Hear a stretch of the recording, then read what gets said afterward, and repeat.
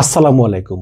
গতকালকে তারেক রহমানের নেতৃত্বে একটি মন্ত্রিসভা শপথ গ্রহণ করল।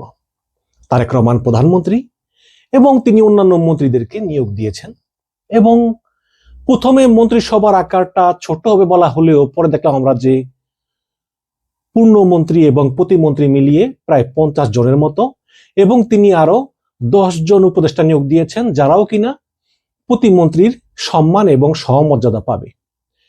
এবং এতদিন ধরে আমরা যাকে নিরপেক্ষ বিশ্লেষক মনে করতাম সেই ডক্টর জাহিদুর রহমান তাকেও দেখলাম উপদেষ্টা পদে নিয়োগ দেওয়া হলো। তাহলে এবার বোঝেন যে নিরপেক্ষ বিশ্লেষকের আড়ালে ডক্টর জাহিদুর রহমান কার পারপাস সার্ভ করতেন।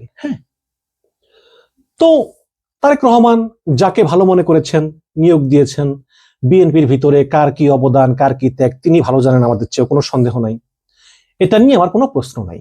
কিন্তু সবচেয়ে বেশি অবাক হয়েছি আমি ইউনূস সরকারের আমলে রোহিঙ্গা বিষয়ক হাই রিপ্রেজেন্টেটিভ পদ দায়িত্ব পালন করা এবং পরবর্তীতে জাতীয় নিরাপত্তা উপদেষ্টা হিসাবে নিয়োগ দেওয়া খলিলুর রহমানকে।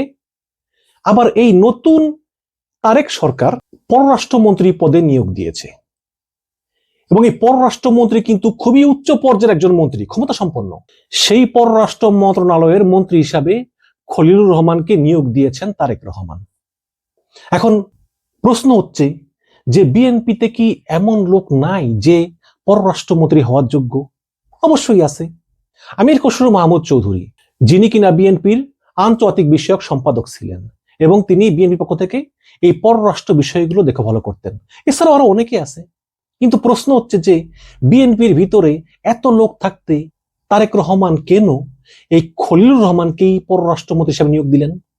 এবং আরো একটা প্রশ্ন হচ্ছে যে যেই লোকটা ইউনূস সরকারের আমলে একজন মন্ত্রী ছিল এবং যেই ইউনূস সরকার কিনা নিরপেক্ষ থাকার কথা, একটা নিরপেক্ষ সরকারের একজন মন্ত্রী পদমর্যাদার জাতীয় নিরাপত্তা উপদেষ্টা, তিনি যখন নবনির্বাচিত তারেক রহমানের মন্ত্রী সভায় শপথ গ্রহণ করলেন তখন প্রশ্ন আসে যে ইউনূস সরকার কি আদৌ নিরপেক্ষ ছিল?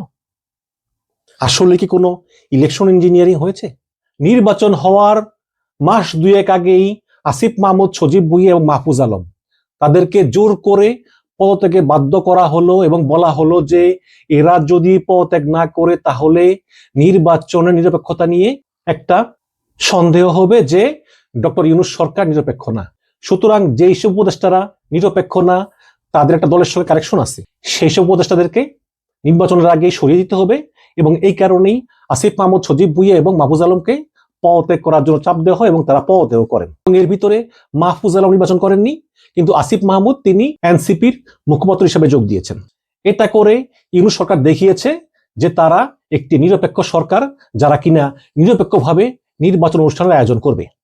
কিন্তু সেই সরকারের একজন মন্ত্রী পদমর্যাদার জাতীয় নিরাপত্তা উপদেষ্টা তিনি যখন সরাসরি গতকালকে ছিলেন ইউনূস সরকারের মন্ত্রী, আজকে হলেন তারেক রহমানের মন্ত্রী, তখন একটা বিশাল প্রশ্ন জাগে যে কেন তাকে নিয়োগ দেওয়া হলো?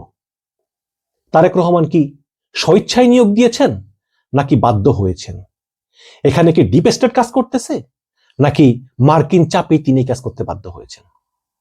সেই আলোচনায় আমি আসব।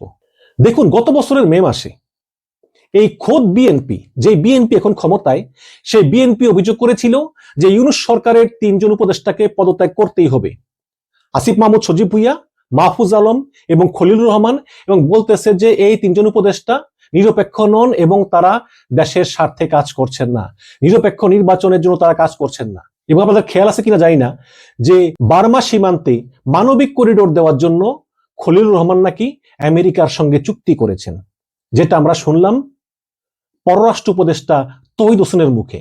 এবং কাগজে কলমে পররাষ্ট্র উপদেষ্টা তৌহিদ হোসেন হলেও অনবরত খলিলুর রহমান তার কাজে নাক গলাতেন এবং দুজনের ভিতরে ভালো সম্পর্ক ছিল না। এবং এই খলিলুর রহমানের উপর কিন্তু ভারতও খুব ক্ষিপ্ত ছিল। সেই সময় যখন মিয়ানমারে মানবিক করিডোর দেওয়ার প্রসঙ্গ উঠে তখন কিন্তু সেনাপ্রধান জেনারেল ওয়াকারুজ্জামান এবং বিএনপি এর সরাসরি বিরোধিতা করেছিল এবং এই খলিলুর রহমানের পদত্যাগ চেয়েছিল। এবং বিএনপির স্থায়ী কমিটির নেতা সালাউদ্দিন আহমেদ, যিনি কিনা বিএনপির ভিতরে অত্যন্ত প্রভাবশালী, তিনি স্পষ্ট বলেছেন যে এই খলিলুর রহমানকে উপদেষ্টা পরিষদ থেকে বাদ দিতে হবে এবং সম্ভবত খুলনা একটি জনসভায় তিনি কি বলেছিলেন চলুন আমরা একটু শুনে আসি। আপনার সরকারে একজন বিদেশি নাগরিককে আপনি জাতীয় নিরাপত্তা উপদেষ্টা করেছেন। আপনার কি সেই আক্কেল জ্ঞান নাই?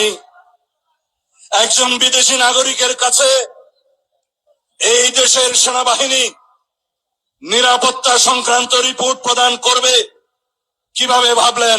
দেখুন, স্থায়ী কমিটির সদস্য সালাউদ্দিন আহমেদ, যিনি কিনা স্বরাষ্ট্রমন্ত্রী পদে নিয়োগ পেয়েছেন, তো এই সালাউদ্দিন আহমেদ তিনি কিন্তু অপ্রয়োজনীয় কথা বলেন না বা অকারণে কথা বলেন না, খুব স্বল্পভাষী।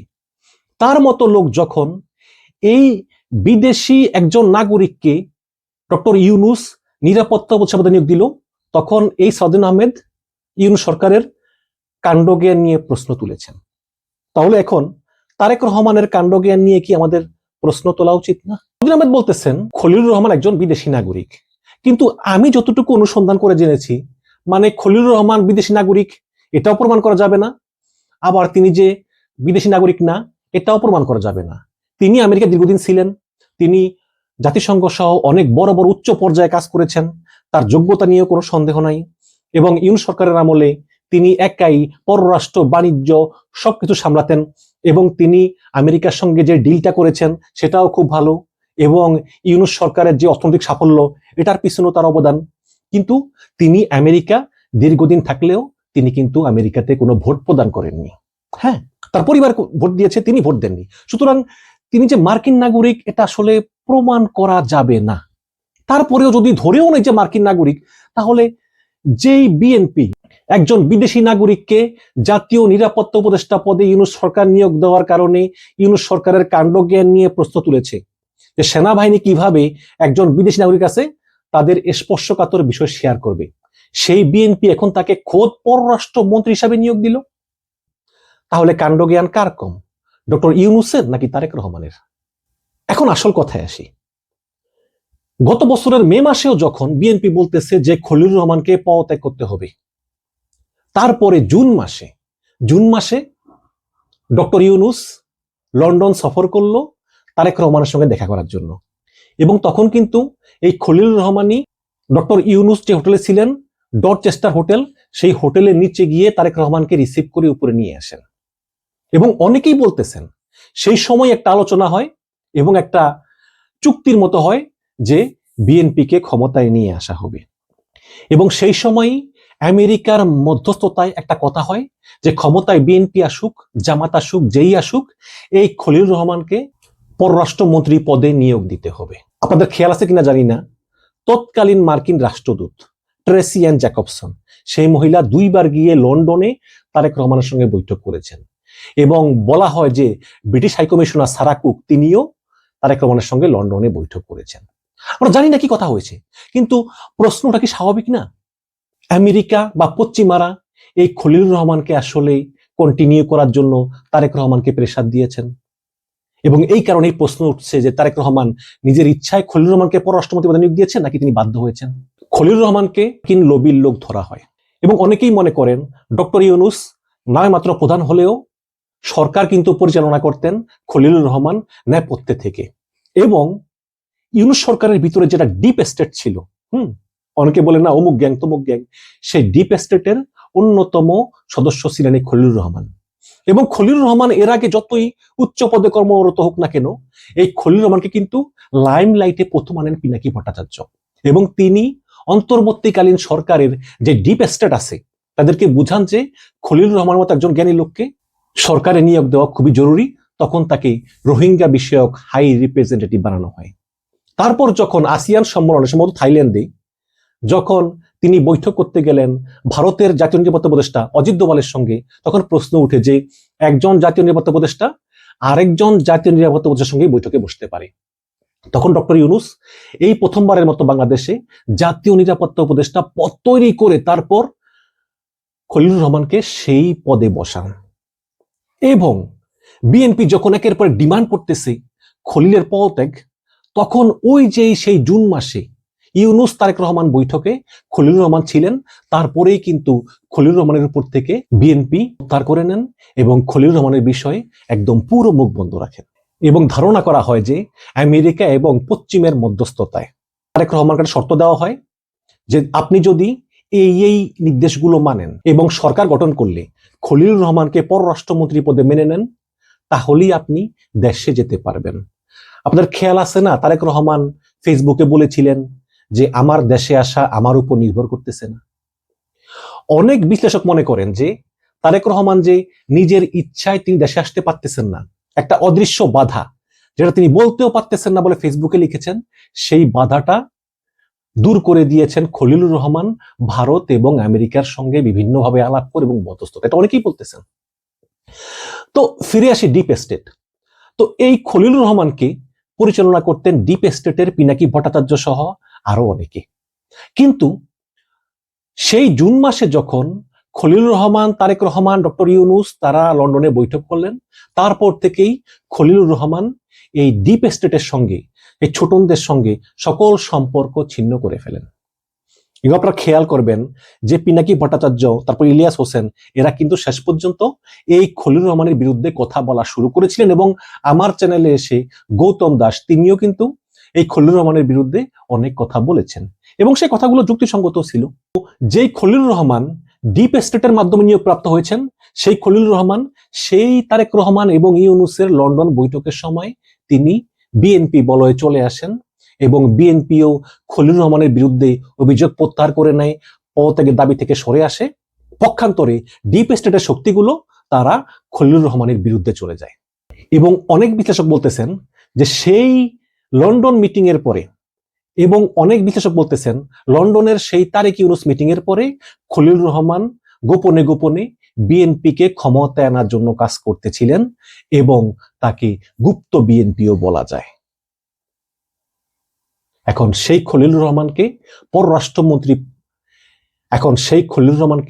পররাষ্ট্রমন্ত্রী পদের মতো গুরুত্বপূর্ণ পদে নিয়োগ দিলেন তারেক রহমান এবং এটা নিয়ে অনেক সমালোচনা হয়, আলোচনা হয়, এমনকি খোদ বিএনপির ভিতরেও ফিসফিসানি আছে যে এত উপযুক্ত লোক থাকতে কেন যেই খলিলুর রহমান এর আগের দিন অন্য সরকারের মন্ত্রী পদমর্যাদার নিরাপত্তা উপদেষ্টা ছিল, সেই খলিলুর রহমানকে কোন চাপে বাধ্য হয়ে তারেক রহমান পররাষ্ট্রমন্ত্রী পদে নিয়োগ দিলেন? এই প্রশ্ন চলতেই থাকবে এবং সমালোচনা হবেই। এবং অন্যটা প্রশ্ন হচ্ছে যে তাহলে নির্বাচন কি নিরপেক্ষ হয়েছে? তাহলে এই যে জামাত এনসিপি ইলেকশন ইঞ্জিনিয়ারিং এর কথা বলতেছিল, তা কি আসলে সত্য? আজকে নাহিদ ইসলাম কি বলেছে একটু শুনে আসি। খলিলুর রহমান উনি যদি এই বিএনপির সরকারে মন্ত্রী হন বা সরকারের অংশ হন, তাহলে কিন্তু একটা প্রশ্ন উঠবে যে আগের অন্তর্বর্তী সরকারে উনি তাহলে ওই রাজনৈতিক দলের পক্ষ হয়ে কাজ করেছেন এবং নির্বাচনে যে ইঞ্জিনিয়ারিং এর কথা আমরা বলতেছি, আমরা যেটা দেখলাম যে কারচুপি হলো, ফলাফলে কারচুপি হলো এবং অনেকগুলো আসন হারিয়ে দেওয়া হলো আমাদেরকে এবং পরিকল্পনা করে 2/3 আসন সরকারি দল নিয়ে নিল। এই সংবিধান সংস্কার যাতে না হয়, এই জটিলতা, এটা কিন্তু পুরাটা একটা ইঞ্জিনিয়ারিং আজকে আমরা দেখতে পাচ্ছি। এবং খলিলুর রহমানকে পররাষ্ট্রমন্ত্রী পদে নিয়োগ দেওয়ার আগে তারেক রহমান কি জানতেন না যে একটা বিতর্ক হবে, একটা প্রশ্ন উঠবে? জানতেন, কিন্তু তিনি বাধ্য হয়েছেন এই খলিলুর রহমানকে পররাষ্ট্রমন্ত্রী পদে নিয়োগ দিতে এবং সেখানে মার্কিন চাপ সহ অন্য বিভিন্ন চাপ ছিল বলেই অনেকে মনে করতেছেন। এবং শুধু কি তাই, অনেক বিশ্লেষক মনে করতেছেন যে গত বছরের জুন মাসে ইউনূসের সঙ্গে তারেক রহমানের যে মিটিং হয়েছে সেখানে বলা হচ্ছে যে এমনও প্রস্তাব উঠেছে যে ইউনূসকে রাষ্ট্রপতি পদে নিয়োগ দিতে হবে। আমরা মনে করেছিলাম যে মির্জা ফখরুল ইসলাম আলমগীরকেই তারেক রহমান রাষ্ট্রপতি করবেন, কিন্তু ফখরুল ইসলাম আলমগীরকেও সড়ক পরিবহন এবং সেতুমন্ত্রী পদে নিয়োগ দেওয়া হলো এবং রাষ্ট্রপতি চুপ্পু যদি পদত্যাগ করে হয়তো 1 মাস পর 2 মাস পর, আমি জানি না রাষ্ট্রপতি চুপ্পুকে তারেক রহমান কয়দিন রাখবেন, তারপরে এমনও হতে পারে যে ইউনূসকে রাষ্ট্রপতি পদে নিয়োগ দেওয়া হতে পারে এবং হয়তোবা এটাই হচ্ছে যেই লন্ডন ডিল, সেই লন্ডন ডিলের অংশ। এইরকম অনেকে মনে করতেছেন, আমার কথা না কিন্তু, এরকম অনেকে মনে করতেছেন। দর্শক, আমরাও দেখতেছি আসলে কি হয়। তবে এই তারেক রহমানের যে খলিলুর রহমানকে পররাষ্ট্রমন্ত্রী হিসাবে নিয়োগ দেওয়া, এটা কিন্তু একটা বিশাল বিতর্কের সৃষ্টি করলো, এতে কোনো সন্দেহ নেই। আপনারা আপনাদের মতামত জানাবেন। ভালো থাকবেন, ধন্যবাদ।